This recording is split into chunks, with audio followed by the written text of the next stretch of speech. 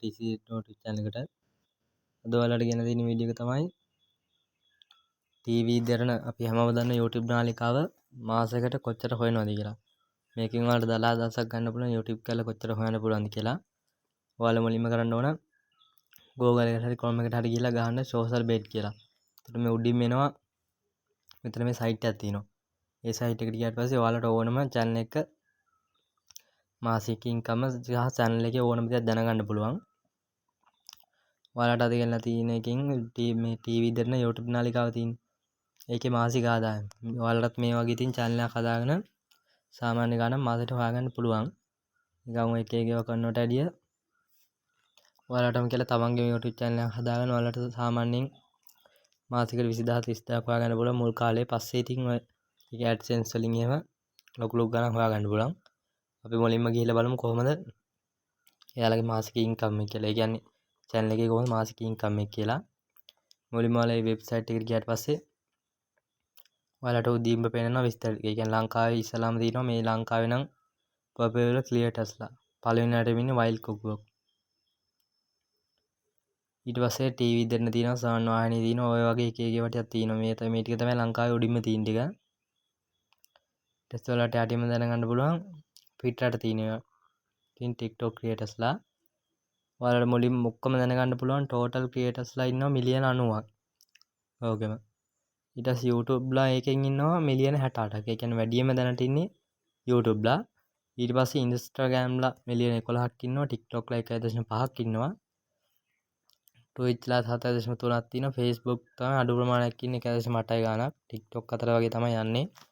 එන ඔයාලා හැමෝම බලන්න හිටියද දෙරණ මාසික ආදායම් බලමු කොහොමද YouTube channel එක ආවේ කියලා. මුලින්ම මෙතනින් දෙරණ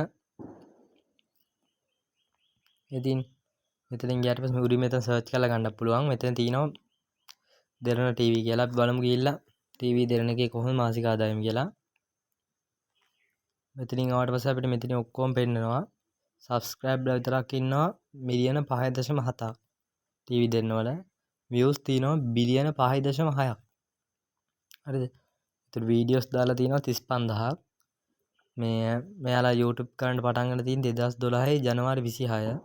ඒතලට බලන්න මේ අවුරුද්ද වෙනකොට 25 වෙනකොට කොච්චර ප්‍රමාණයක් මේ වගේ ඉන්නවද කියලා. ඊට පස්සේ ඔයාලා මෙතනින් බලා ගන්න පුළුවන් SB rank එක. ඒ කියන්නේ මුළු ලෝකෙම ඉන්නේ 9945 අතර. subscribeලා rank එක නම් තියෙනවා 817ක්. views වල rank එක තියෙන්නේ 2122ක්. LK වල rank එක තියෙන්නේ මේ ලංකාවේ නම් ඉතින් දෙකට ඉන්නේ මේගොල්ලෝ. පළවෙනියට wild cookbook.